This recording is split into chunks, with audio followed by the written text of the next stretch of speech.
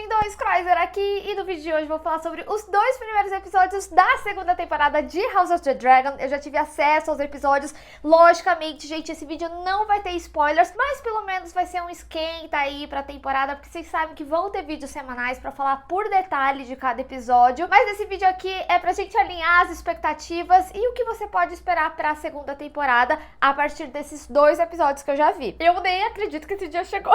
Mas lógico, antes não esquece de se inscrever no canal e clicar no sininho pra receber notificação pra quando eu tiver um vídeo novo, que eu sempre trago as novidades dos filmes e das séries aqui pra vocês o quanto antes vocês sabem, e também pra garantir que você vai receber todos os vídeos da cobertura semanal de House of the Dragon, que inclusive vem na sequência ali do episódio. Vocês sabem como é o esquema aqui do canal, né? Gente, antes da gente adentrar na segunda temporada, acho que é muito válido a gente relembrar alguns momentos, a que ponto a gente parou, né, no final da primeira. E é importante falar, tá? Vai sair ainda um vídeo de resumo aqui no canal, que eu vou pontuar algumas coisas que são importantes pra temporada e também pra lembrar, né, os fatos, como aliado de cada lado. Vai sair no domingo, então fiquem aí de olho no canal. Além de, lógico, né, lembrar alguns pontos importantes. Então, vou só relembrar o final, né? Ali no final, o Aegon, ele foi coroado após a morte do Viserys, e teve toda aquela cena icônica da Rhaenys, né, saindo com a Meleys. E quando a Rhaenyra soube tudo o que aconteceu, ela começou, né, a ver quem que seriam os aliados dela, porque obviamente ela não ia dobrar o joelho. E dentro dessas missões, né, ela enviou o Jace pro norte e o Luke pro sul. Só que chegando ali, né, no sul, ele se depara com o Aemond, que cobra a dívida dele, que era um olho pelo outro olho. E enquanto eles voavam com os dragões, eles perderam o controle, porque os dragões ficaram nervosos com a situação. E aí o Arrax jogou fogo na Vhagar, e a Vhagar comeu simplesmente o Luke e o Arrax. E aí finaliza ali a temporada com Daemon contando pra Rhaenyra o que aconteceu. Obviamente, quando eu assisti, né, eu falei assim, nossa, a Rhaenyra vai matar e tudo mais. E aí, gente, a consequência disso era uma das coisas que eu mais estava esperando pra assistir, principalmente porque eu achava que ao longo dos trailers não tinham revelado muitas coisas. Tinha alguns acontecimentos importantes em virtude disso, que a gente já vê logo nos primeiros episódios, mas é lógico que eu tava imaginando que a gente veria uma Rhaenyra um pouco mais sanguinária aí, vamos falar dessa forma, e não é exatamente o que acontece. Um ponto que eu acho que é importante falar, né, é que quando a gente teve a primeira temporada de House of the Dragon, ela foi uma temporada muito direta ao ponto e com uma narrativa um pouco mais corrida, tanto que eu lembro que na cobertura semanal, alguns de vocês tinham falado que achou que faltou alguns eventos serem um pouco mais explicados ou um pouco mais aprofundados, mas eu particularmente gostei muito do ritmo da série, até mesmo com a separação ali delas jovens e depois adultas. E aí ao longo da temporada eu tinha até comentado, né, pô, eu viria uma temporada inteira só delas jovens, mas também foi, na época, um pedido da própria HBO de tipo, gente, vamos acelerar. E aí a temporada teve 10 episódios pra contar toda essa história, né? E essa segunda temporada, ela já é um pouco mais diferente, porque a Dança dos Dragões, ela não vai ser contada inteiramente nessa segunda temporada.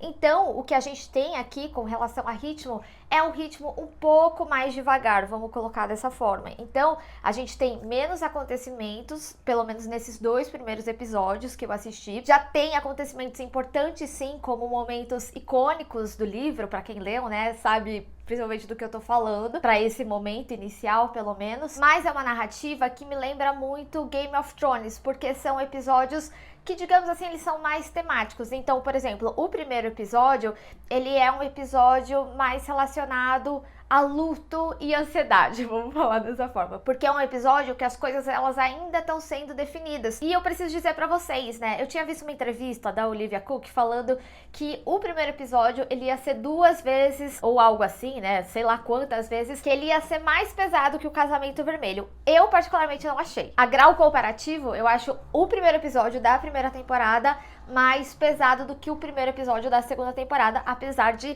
sim ter um acontecimento muito simbólico, muito grandioso. E já o segundo episódio, ele é um episódio muito internalizado entre os conselhos, porque imagina, tem muitas situações acontecendo aí pela emoção das coisas, então tem muitos conflitos internos. Então a gente tem nesse início, né, vamos dizer assim, 2 episódios que eles são mais políticos, com uma narrativa muito mais política do que necessariamente da frenesia, de batalha, de guerra e tudo mais. Eles são episódios de crescente, então você sente essa crescente, você sente essa ansiedade ali vindo, né? Então, a partir desses 2 episódios, eu acho que ela é uma temporada que ela vai explicar melhor os seus eventos. Não vai ser tão corrido quanto foi na primeira temporada. E uma coisa que, curiosamente, me chamou muita atenção é que os verdes, eles têm muito destaque nesse momento inicial aqui da série. Tem episódios que são muito mais focados ali neles, e isso traz alguns pontos muito positivos, como, por exemplo, a gente vê mais do Aegon. É muito interessante ver como que é o Aegon reagindo a ele se tornar rei, sobre o entendimento dele como rei, porque antes o Aegon, ele tava até mais ali na surdina, né? Ele era rock and roll, festa, putaria. Tô brincando, mas era. Então a gente vê um Aegon diferente e é interessante acompanhar esse Aegon. E outro personagem que pra mim particularmente se destaca também, obviamente, é o Daemon. Eu acho que ele tá muito mais sangue no olho, pelo menos é um aspecto que eu queria ver mais nesse início de temporada. E eu acho que esses 2 primeiros episódios, eles também trazem muito essa sensação de quem é o culpado, que eu acho que a gente pode discutir quando for análise semanal, né, com spoilers e tudo mais. E outro destaque também vem pro Corlys aqui nesse início de temporada. Tem personagens que passam a ser construídos, que vão ser importantes pra história ali dos Velaryon. E outra coisa que eu não posso deixar de falar é o ganho de produção absurdo que essa segunda temporada tem. A gente já tinha essa percepção ali nos trailers, mas de fato, né, vendo ali os episódios, é um negócio que tá muito melhor. Esses 2 primeiros, eles não têm tanto foco em dragão, apesar de sim, eles aparecerem em momentos pontuais. Então, o que eu vi dos dragões, eu gostei muito. E a abertura, ela traz importância de uma personagem aqui, que a gente com certeza deve ter um vídeo aí falando só sobre essa abertura, minúcia por minúcia, mas é bem bonita, é bem interessante. E aí, 2 perguntas que eu queria trazer aqui, que eu sei que é da curiosidade de vocês mandaram nas redes sociais, quando eu perguntei o que vocês queriam saber sobre a segunda temporada, é se tem mais ação. Nesses 2 primeiros momentos, a gente tem momentos pontuais muito importantes que trazem ação, mas eu acho que a ação de guerra que vocês querem ver, que eu particularmente quero ver muito,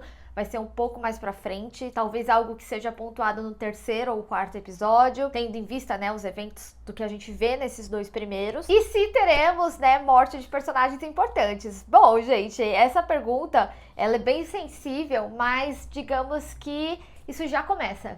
Pra quem não leu os livros, né, eu acho que vai se surpreender bastante com os eventos de como as coisas vão acontecer. Tem mais 2 coisas que eu quero falar, mas eu não vou entrar em muitos detalhes. Tem um momento Jace e Baela bem interessante, e os irmãos Arik e Eric, eles têm uma importância inicial nesses 2 primeiros episódios. E, gente, o Criston Cole, a gente vai falar muito mal dele aqui ao longo da temporada. Já tenho coisas guardadas pra falar. Assim como o Otto. Quanto Rhaenyra e Alicent, que eu sei que vocês vão perguntar e muito. Até porque toda a divulgação tá bem em cima delas, né? Sempre foi em cima delas. E revendo a primeira temporada, eu vi que faz muito sentido de narrativa de como eles construíram ser tipo a Rhaenyra e a Alicent, não a Rhaenyra e o Aegon. Mas aí isso, gente, a gente discute quando puder com mais spoilers. Mas assim, a Rhaenyra, eu senti que ela teve menos destaque do que eu esperava nesse início. Mas eu acho que os momentos que ela aparece são momentos bem impactantes aí da série. Eu acho que eles estão fazendo uma construção que justifique o que a gente tá pra assistir e que faz muito sentido, honestamente. E já a Alicent tem eventos iniciais que já surpreende bastante, e tem 2 paralelos que é muito interessante de acompanhar sobre as personagens, que são relações muito fortes que elas têm, que seria a Rhaenyra e o Daemon, e a Alicent e o Otto, que tem um destaque importante aí inicial. Dito tudo isso, né, a gente tem uma temporada que o marketing, inclusive, foi muito forte entre o Conselho Preto e o Conselho Verde. Então, esse momento inicial eu sinto que é muito uma construção justificável para os 2 lados, para a gente ter o entendimento desses 2 lados, escolher seus lados. Então, eles são momentos mais de construção do que realmente de ação. E eu não falo isso como um ponto negativo. Na realidade, eu acho que vai justificar muito o que a gente vai ver de ação ainda na temporada. E foi aquilo que eu falei. Eu acho que ela é muito similar a Game of Thrones em alguns momentos, não tanto quanto a primeira temporada de House of the Dragon em grau comparativo. E eu particularmente gosto desses momentos porque eu acho que dá mais margem até pra gente discutir, né, direcionamentos. Então, eu particularmente gosto de narrativa de construção. Obviamente, eu queria ter visto batalhas mais intensas, mas assim, eu sou uma pessoa paciente, já esperei 2 anos por essa temporada. Pra mim, ter tido o ganho de produção foi realmente muito bom. Revendo a primeira temporada, eu vi que realmente tinham coisas assim questionáveis, vamos dizer, que nesse início da segunda eu não vi. E eu acho que eles constroem momentos importantes, principalmente pra quem é muito saudosista, né, dos livros, vamos dizer assim. Eu acho que vai gostar muito de como que a série ela foi trabalhada, pelo menos até agora. Junho vai ser simplesmente maravilhoso, gente. Tem muita estreia boa e vocês podem contar comigo que a gente vai conversar e muito delas aqui no canal. Mas deixa você aí nos comentários, tem mais alguma coisa que você quer saber sobre a segunda temporada de House of the Dragon? Quem sabe, dependendo de vocês mandarem muitas perguntas, eu posso fazer um segundo vídeo antes da estreia, obviamente sem spoilers, mas tentando responder o máximo de dúvidas que vocês tiverem. E me conta aí nos comentários qual que é a sua expectativa para a segunda temporada de House of the Dragon. Vamos discutir. Bem, pessoal, espero que vocês tenham gostado desse vídeo. Não esquece de deixar o seu gostei e compartilhar nas redes sociais. Inclusive, me segue lá, se inscreve no canal e clica no sininho para receber notificação para quando eu tiver um vídeo novo. Te vejo no próximo. Tchau!